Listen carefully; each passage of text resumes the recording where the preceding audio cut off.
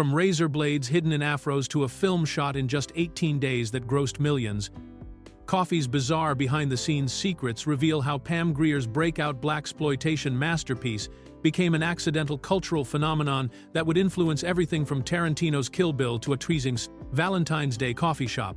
Fact 1. The razor blade hair trick was Pam Grier's idea. One of the most memorable and shocking moments in Coffy happens during an all-out brawl between prostitutes at a party, when one woman grabs Coffy's hair and instantly gets her hands sliced up by hidden razor blades. This unforgettable scene, which has become iconic in both blaxploitation cinema and feminist film history, wasn't something that director Jack Hill dreamed up in his script. Instead, it came directly from the mind of Pam Grier herself, who was actively collaborating on the screenplay, even though she received no official writing credit. Hill has been open about how much Grier contributed to the film's most creative and memorable elements, particularly when it came to Coffy's unconventional weapons and fighting tactics. In interviews years later, Hill explained that Grier would come to him with ideas that he never could have conceived on his own, especially when it came to understanding how a woman might actually defend herself in dangerous situations. The razor blade concept wasn't just a random violent gimmick, but reflected Grier's deeper understanding of how women, particularly black women in urban environments, might need to think creatively about self-protection. This scene perfectly captures the film's blend of shocking violence and female empowerment, showing Coffy as someone who thinks several steps ahead of her enemies. While Hill provided the overall structure and story direction, Grier's input helped transform what could have been a generic revenge film into something more psychologically complex and realistic. The razor blade moment works because it feels like something a real person might actually do, not just a movie stunt designed for shock value. Grier's contribution to this scene demonstrates how her collaboration went far beyond just acting, helping shape the character into someone who was both vulnerable and dangerously resourceful. Fact 2. Shot in a mind. Blowing 18 days. The entire production of Coffy was completed in just 18 days, which sounds impossible even by today's low-budget filmmaking standards, but becomes absolutely mind-blowing when you consider that this tiny schedule produced one of the most influential action films of the 1970s.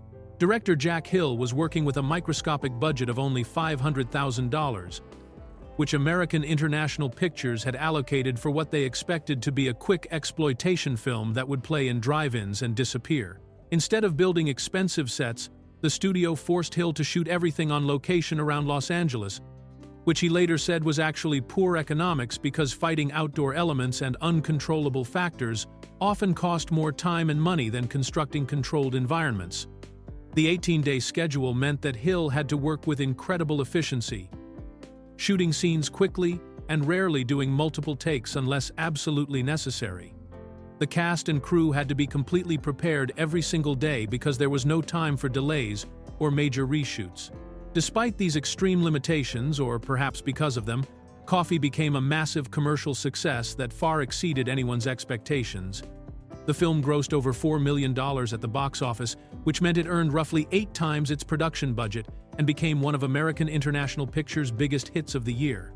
This incredible return on investment proved that audiences were hungry for the kind of gritty, authentic, urban stories that Coffy delivered, and it established the financial model that would drive the blaxploitation genre throughout the rest of the decade. The film's success also demonstrated that with the right story, strong performances, and efficient filmmaking, even the most rushed production schedule could produce something genuinely memorable and culturally significant. Fact 3. Created because they lost Cleopatra Jones. Coffy exists today only because of a business deal that went spectacularly wrong for American International Pictures, leaving studio executives scrambling to create their own female action hero film from scratch. The story begins when Larry Gordon, who was the head of production at American International Pictures, thought he had secured the rights to distribute a film called Cleopatra Jones, which was being developed as a big-budget blaxploitation movie starring Tamara Dobson as a glamorous government agent fighting drug dealers. Gordon believed he had made a solid handshake agreement with the producers of Cleopatra Jones, but when it came time to finalize the paperwork, he discovered that the deal had fallen through, and the film would be distributed by Warner Brothers instead. This left American International Pictures in an embarrassing position, since they had been counting on Cleopatra Jones to be one of their major releases for 1973, and compete in the growing blaxploitation market alongside films like Shaft and Superfly. Rather than admit defeat, Gordon immediately approached director Jack Hill with a simple but urgent mandate: create a movie about a black woman seeking revenge and get it finished and into theaters before Cleopatra Jones could be released. Gordon reportedly told Hill that he wanted the film to open with a scene where this black chick just kills the hell out of two people. But beyond that one requirement, Hill was free to develop whatever story he wanted. This rush to beat their competition to market actually worked in Coffy's favor because Hill was forced to focus on creating a lean, efficient story without any unnecessary complications. The irony is that Coffy ended up being more successful than Cleopatra Jones, proving that sometimes losing a business deal can accidentally lead to something much better. Fact 4. Pam Grier wrote the script uncredited. While the opening credits of Coffy list Jack Hill as the sole writer and director, the reality is that Pam Grier worked closely with Hill to develop the screenplay, contributing many of the film's most memorable and authentic elements without receiving any official writing credit. This collaboration was revealed years later through interviews with both Hill and Grier, who openly discussed how the actress shaped not just her character but the entire story structure and dialogue throughout the film. Hill has been generous in acknowledging Grier's contributions, particularly during commentary tracks and retrospective interviews, where he explained that she brought ideas to the project that he never could have conceived on his own. As a white director trying to tell an authentic story about black urban life, Hill recognized that he needed Grier's input to make the character and situations feel genuine, rather than like stereotypes written by someone from outside the community. Grier's contributions went far beyond just suggesting dialogue changes or character motivations. She helped develop many of Coffy's unconventional fighting techniques and weapon choices, drawing from her own understanding of how women in dangerous situations might actually defend themselves. She also contributed to the psychological complexity of the character, ensuring that Coffy felt like a real person dealing with genuine trauma rather than just a one-dimensional action hero. The collaboration was so extensive that Hill later said in interviews that Grier gave him some really good ideas, things that I could never come up with on my own. This creative partnership helped transform what could have been a generic exploitation film into something with real emotional depth and cultural authenticity. The fact that Grier received no official writing credit reflects the film industry practices of the early 1970s, when actors, particularly black women, rarely received recognition for their creative contributions to screenplays. Fact 5. The naked white woman was a last-minute addition. The climactic scene where Coffy confronts her corrupt politician boyfriend, Howard Brunswick, features one of the most shocking moments in the entire film, when a naked white woman suddenly emerges from Brunswick's bedroom, just as Coffy seems ready to forgive him. This moment, which instantly seals Brunswick's fate and triggers Coffy's final act of revenge, wasn't part of the original script, but was added during production specifically to eliminate any possibility that audiences might feel sympathy for the corrupt politician. Throughout the film, Brunswick is portrayed as Coffy's romantic partner and someone she genuinely believes is working to improve conditions in the black community through his political career. When Coffy discovers that Brunswick has been secretly working with the mob and drug dealers, the script originally had her confronting him in a scene that might have allowed for some ambiguity about his character or even the possibility of redemption. However, Jack Hill and his collaborators realized during filming that audiences might be torn between wanting justice and feeling sorry for Brunswick, especially since the character had been presented as someone Coffy truly loved and trusted. The decision to have a naked white woman walk out of his bedroom was specifically designed to make Brunswick's betrayal feel complete and unforgivable, removing any doubt about whether he deserved his violent fate. This last-minute addition serves multiple purposes within the film's social commentary, highlighting not just Brunswick's personal betrayal of Coffy, but also his betrayal of his own community and the Black Power movement he claimed to represent. The racial dynamics of the scene would have been particularly shocking to audiences in 1973, making it clear that Brunswick's corruption extended to every aspect of his life and that Coffy's revenge was completely justified. Fact 6. Brunswick calls character by actor's real name. One of the most obvious continuity errors in Coffy happens during a scene where the corrupt politician Howard Brunswick is talking to a police captain, but instead of using the character's name, he accidentally calls him Reuben, which is actually the real name of the actor playing the role. The character is supposed to be called Captain Ramos, but actor Booker Bradshaw, who played Brunswick, clearly got confused during filming and used the performer's actual name instead of the scripted character name. This type of mistake is particularly noticeable because it breaks the illusion of the fictional world and reminds viewers that they're watching actors playing roles rather than real people. The error made it all the way through the editing process and into the final cut of the film, which suggests that either nobody caught it during post-production or the tight schedule and budget didn't allow for reshoots to fix the problem. The mistake is especially ironic given that the actor playing Captain Ramos is Ruben Moreno, so Bradshaw was essentially calling the character by the actor's first name in the middle of what should have been a dramatic scene. This kind of slip-up was probably more common in low-budget exploitation films of the 1970s, where actors often had to memorize their lines quickly and perform scenes in just 1 or 2 takes due to time and money constraints. The fact that this error survived into the finished film also reflects the general attitude toward exploitation movies at the time, where studios like American International Pictures were more focused on getting films completed quickly and cheaply, rather than achieving perfect technical quality. For modern viewers who notice the mistake, it's become an amusing piece of trivia that adds to the film's charm as a product of its era's fast-paced, no-frills filmmaking approach. Fact 7. Alan Arbus was Diane Arbus's ex-husband. The actor who played the sinister mob boss Arturo Vitroni in Coffy was Alan Arbus, who had a fascinating backstory that most viewers would never have guessed while watching him threaten Pam Grier on screen. Arbus was the former husband of Diane Arbus, one of the most famous and influential photographers in American history, known for her haunting black-and-white portraits of people living on the margins of society during the 1960s and 70s.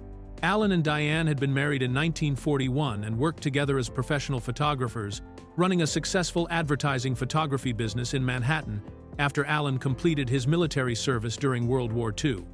They specialized in fashion photography for major magazines and department stores, building a reputation as one of New York's most sought-after photography teams throughout the 1940s and 50s. However, by the 1960s, their marriage had begun to fall apart as Diane became increasingly interested in pursuing her own artistic vision, photographing subjects like circus performers, nudists, and people with disabilities, rather than continuing with commercial work. The couple divorced in 1969, and Alan decided to completely change careers, leaving photography behind to pursue acting in Hollywood. Alan's transition from behind the camera to in front of it proved surprisingly successful, and he eventually became best known to television audiences for playing the psychiatrist Dr. Sidney Friedman on the long-running series Mass. His role in Coffy came during the early years of his acting career, when he was still establishing himself in his new profession. The irony is that Alan went from documenting real life through photography to creating fictional characters on screen, while his ex-wife Diane continued photographing real people until her death in 1971. Fact 8.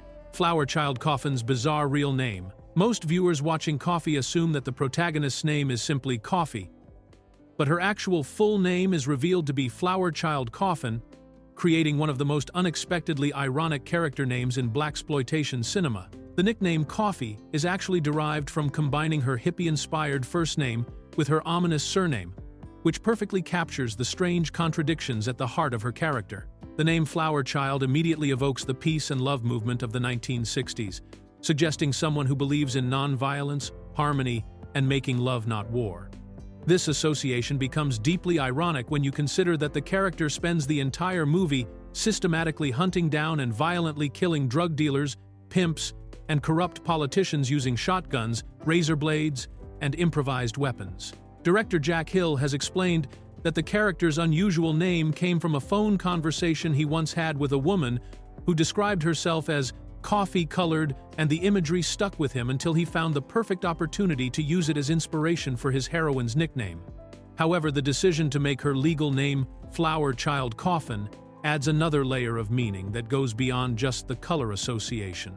The surname Coffin obviously relates to death and burial, which makes it a perfect fit for someone whose mission involves putting criminals in their graves.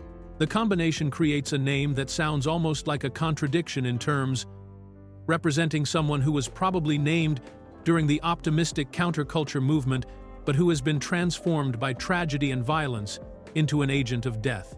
This naming choice reflects the broader themes of the film about how idealism and hope can be corrupted by urban decay, drug addiction, and systemic corruption, turning someone who might have embodied the flower power generation into a hardened vigilante seeking bloody revenge. Fact 9. The film knocked James Bond off one. During the summer of 1973, Coffy achieved something that seemed almost impossible for a low-budget blaxploitation film. It actually knocked the James Bond movie Live and Let Die off the #1 spot at the box office for an entire week. This stunning upset demonstrated that audiences were hungry for the kind of gritty urban action that Coffy delivered, and it proved that blaxploitation films could compete directly with major Hollywood blockbusters. Live and Let Die was Roger Moore's first appearance as James Bond, replacing Sean Connery in one of the most anticipated films of the year. The movie had all the elements that typically guaranteed box office success: a huge marketing budget, international star power, exotic locations, and the established Bond franchise behind it. For a small independent film shot in just 18 days to outperform such a major studio release was practically unheard of in the film industry. The success sent shockwaves through Hollywood and forced studio executives to recognize that there was a significant crossover audience interested in black characters and urban storylines. Director Jack Hill later noted that this achievement was particularly meaningful because it showed that films featuring strong black protagonists could appeal to audiences of all backgrounds, not just the urban markets where blaxploitation movies were typically expected to perform. This box office victory also demonstrated the growing cultural influence of the blaxploitation movement during the early 1970s. While critics often dismissed these films as cheap exploitation, the fact that Coffy could compete with and temporarily defeat one of cinema's most established franchises proved that audiences were responding to something deeper than just sensational violence and sexuality. The week that Coffy spent at #1 became a symbolic moment that helped legitimize the entire genre and open doors for more diverse storytelling in mainstream American cinema. Fact 10. UK release required title change and cuts. When Coffy was first submitted to British censors for theatrical release, it was rejected outright under the misspelled title, Coffy. But 6 months later, the film was approved for distribution with the correct spelling and only minimal cuts to one particularly violent scene. This strange journey through the British Board of Film Classification system highlights how unpredictable and sometimes arbitrary film censorship could be during the 1970s. The initial rejection came when distributors submitted the film with the incorrect title spelling, using Coffy instead of Coffee, which may have confused censors about what exactly they were reviewing. British film censorship during this period was notoriously strict about violence, particularly when it involved realistic depictions of urban crime and drug-related activities that might be seen as glamorizing criminal behavior. After the rejection, the distributors waited 6 months before resubmitting the film, this time with the proper title spelling and possibly some strategic editing or presentation changes. The British Board of Film Classification ultimately passed the movie for release, but they required cuts to the scene where the character Omar gets repeatedly stabbed in the neck with a makeshift weapon, which was considered too graphic for British audiences. Interestingly, most of the film's other violent content, including the famous shotgun head explosion scene and the brutal car-dragging sequence, was left intact. This selective editing suggests that the censors were specifically concerned about the close-up nature of the stabbing scene rather than the overall level of violence in the film. The 6-month delay and title correction requirement created an unusual situation where the same movie was both rejected and approved by the same censorship board within the span of half a year, demonstrating how film classification decisions could sometimes depend on timing, presentation, and even something as simple as getting the title spelled correctly. Fact 11. Robert Altman stole cast and crew. Legendary director Robert Altman was so impressed by Coffy that he immediately recruited 2 key people from the film's production team for his next major project, the critically acclaimed 1975 ensemble drama Nashville. After watching the low-budget blaxploitation film, Altman specifically sought out actor Robert Doquey, who had played the flamboyant pimp King George, and cinematographer Paul Lohman, who had shot Coffy's gritty street scenes on an extremely tight schedule and budget. Robert Doquey's performance as King George in Coffy showcased his ability to create a memorable character even with limited screen time, playing the role with just the right balance of menace and charisma that made him both threatening and oddly likable.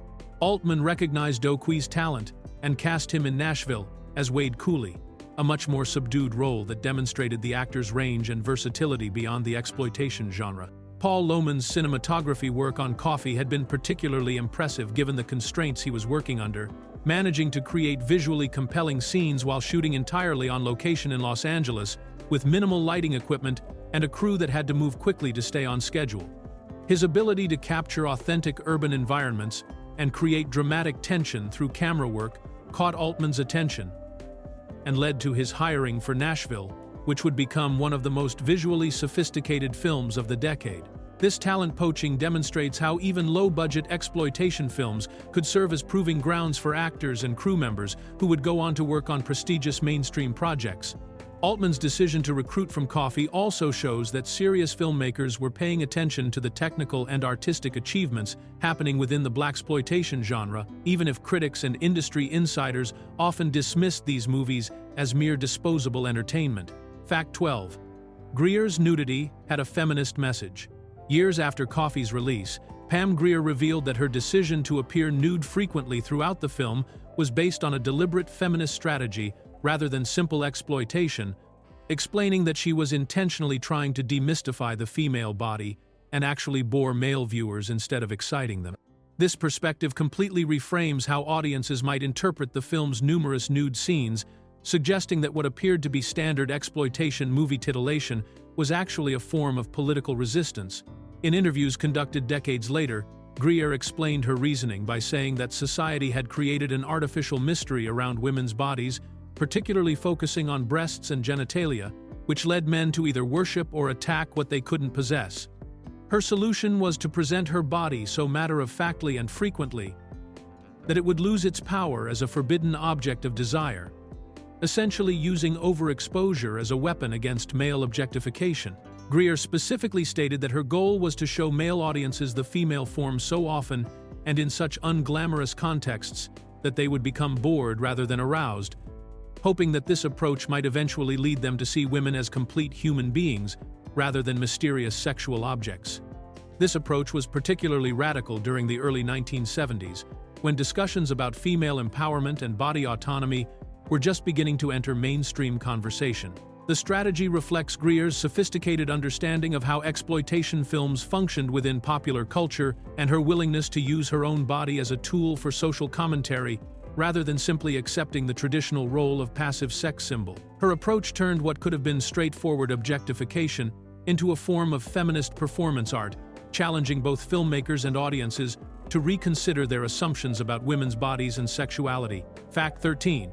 Jack Hill's father designed Disneyland Castle. Director Jack Hill came from a family deeply rooted in Hollywood design and architecture, with his father Roland Everett Hill working as a set designer and art director for major studios before becoming the architect who designed one of the most recognizable landmarks in American popular culture, the Sleeping Beauty Castle at Disneyland. This family connection to both film production and theme park design helps explain how Jack Hill developed his visual storytelling skills and understanding of how to create memorable imagery on limited budgets. Roland Hill had an impressive career in the film industry, working as a set designer and art director for First National Pictures and Warner Brothers on several classic movies including The Jazz Singer, Captain Blood, Action in the North Atlantic, and Captain Horatio Hornblower. His experience creating elaborate sets for major Hollywood productions gave him expertise in both practical construction and visual design that would prove invaluable when Walt Disney approached him about designing the centerpiece castle for his new theme park in Anaheim, California. The Sleeping Beauty Castle became the iconic symbol of Disneyland when the park opened in 1955, serving as both a visual focal point and a gateway between the different themed areas of the park. Roland Hill's design had to balance fairy tale fantasy with practical considerations like crowd flow, structural engineering, and maintenance access, requiring the same kind of creative problem-solving skills that his son Jack would later use when making low-budget exploitation films. This family background in visual design and practical filmmaking may have influenced Jack Hill's approach to directing Coffy, where he had to create compelling action sequences and memorable imagery while working with severe budget and time constraints. The connection between designing a beloved family attraction and directing a gritty urban revenge thriller demonstrates the diverse range of entertainment projects that one Hollywood family could contribute to across different generations. Fact 14. Tarantino screened it for Uma Thurman. Before filming Kill Bill in the early 2000s, director Quentin Tarantino specifically screened Coffy for star Uma Thurman to help her understand and develop her character as the vengeful assassin known as the Bride. Tarantino wanted Thurman to study Pam Grier's performance and absorb the emotional intensity and methodical approach that Coffy brings to her mission of revenge, essentially using the 1973 blaxploitation film as a masterclass in portraying female vengeance on screen. Tarantino has been open about his lifelong obsession with Coffy, describing it as one of the films that most influenced his understanding of cinema and storytelling. He was particularly drawn to the way the movie balanced extreme violence with genuine emotional depth, showing a protagonist who was both vulnerable and absolutely lethal. The woman with a vendetta plot structure that drives Kill Bill is directly borrowed from Coffy's basic premise of a female protagonist, systematically hunting down everyone responsible for destroying her family. The influence goes beyond just basic plot structure, as Tarantino incorporated specific visual and thematic elements from Coffy into his Kill Bill films. Both movies feature female protagonists who use unconventional weapons, infiltrate criminal organizations by posing as someone else, and maintain their humanity while engaging in increasingly brutal acts of violence. Tarantino also borrowed the episodic structure, where the heroine works her way up a hierarchy of villains, confronting bigger and more dangerous enemies as the story progresses. Thurman's preparation with Coffy helped her create a character who could be both emotionally devastating and physically intimidating, channeling the same combination of grief and determination that made Pam Grier's performance so compelling. The screening sessions became part of Thurman's method for understanding how to portray a woman driven by loss and rage without losing the audience's sympathy or making the character feel like a simple killing machine. Fact 15. Inspired a Tarantino Valentine's coffee shop. On Valentine's Day 2024, Quentin Tarantino opened a coffee shop in the Los Feliz neighborhood of Los Angeles that he named after Pam Grier's iconic character from Coffy, creating a permanent tribute to both the actress and the film that helped shape his understanding of cinema.